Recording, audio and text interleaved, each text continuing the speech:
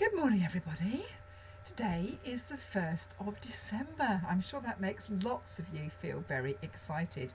And I'm very excited today because I have got my Advent candle. Can you see that? And I'm going to light my Advent candle. I'm not sure if you can see me light it. Maybe you can. If I just bring the camera down, and I'm just going to light my Advent candle. Normally we have one of these in school. I normally bring mine in and share it in school and then bring it home at weekends. So there we go, I have lit my Advent candle and I'm going to try and hold it, if I can, up here so you can see it's got 24 numbers down here, and today I'm going to try and burn down the number 1. So what is Advent? Well, Advent is the time leading up to Christmas, and on Sunday, last Sunday, was the first Sunday of Advent. The word comes from the Latin word adventus, which means coming. And we know Advent today as a time of Advent calendars, opening doors, perhaps having a chocolate inside. My friend actually makes me an Advent calendar every year, and rather than give me a present, I have a little present every day of Advent. So I'm really looking forward to opening my first present today. But as Christians and in a church school, and Christians believe that Advent marks the beginning of this time of anticipation and expectation of Christmas. It began as early as the 4th or 5th century. That's 400 or 500 years after Jesus had been born, when people started talking about it and churches started celebrating Advent, and it marks the 4 weeks leading up to Christmas. So when you walk past the head teacher's office, Mrs. Wagstaff's office, you will see our Advent wreath, and you will see this week 1 candle is lit. Those of you who have been in school for a long time will know that normally in assembly we light a candle each week, and the candles represent things that remind us about Christmas. The first candle, which is being lit this week, is the candle of hope, and it's sometimes called the prophet's candle. The prophets of the Old Testament, especially Isaiah, waited for and told people about the coming Messiah. God wanted people to know that he would send someone very special.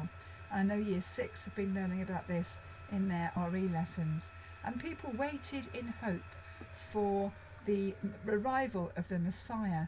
They weren't expecting a baby to be born. They were expecting a warrior or a king to lead them into battle and to win the wars for them. But God worked in a different way. God sent the Messiah. He sent the hope of the world as a little baby in a stable. And so we think about hope today as the first of our Advent candles are lit. I wonder what we are hoping for. I know I'm hoping for an end to coronavirus. I'm hoping for a time when we can one day be in assembly together in the hall again to celebrate and sing together. I'm hoping that the vaccine, which is much talked about, is going to be ready for people to have in the new year. And I am hoping that 2021 will be a much better year than 2020 has been. I'm sure many of you share those hopes as well. Some of you little people might not even be able to remember going into assembly and singing together and lighting the candles last year. But I promise you that is what we normally do, and one day we hope we'll be able to do that. So hope is a very important thing. Without hope we would be very sad, I think. Many people would be very sad if they have no hope. We hope for better things. Perhaps some of us are hoping for something special for Christmas. Perhaps we're all hoping for that special gift that we desperately want will be under the Christmas tree. And as we wait and as we hope in Advent, it's a time of excitement, a time of anticipation, and a time when we build up. We're having a little bit of a different build up this year. We're not going to be able to have a carol service, but we are going to be able to do other exciting things. So it will be different Christmas this year and Advent, but it will still be very special. Cards to write, presents to wrap, and opening that Advent calendar to remind us of the countdown to Christmas. So I'm going to say a prayer now, and if you want to make it your prayer, then you can say Amen at the end with me. Lord, as we wait for the coming of Christmas, we wait with feelings of joy, hope and excitement. As we wait, may we remember all that we have to do along the way, and may we always remember those people for whom Christmas and Advent is a sad and lonely time. At this special time, please be with all those families who are waiting for a new baby, as Mary and Joseph awaited the arrival of baby Jesus. And as we wait with hope for an end to the coronavirus, we pray for those scientists who are developing the vaccine. We pray for doctors and nurses who are going to be administering the vaccine when it comes.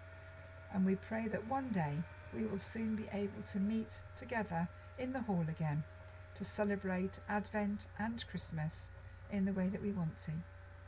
Amen. Go home and remember to light your Advent candles if you've got one like me, or open your door and have your first chocolate or your first gift, or see the first picture that is behind your Advent calendar. Have a good day.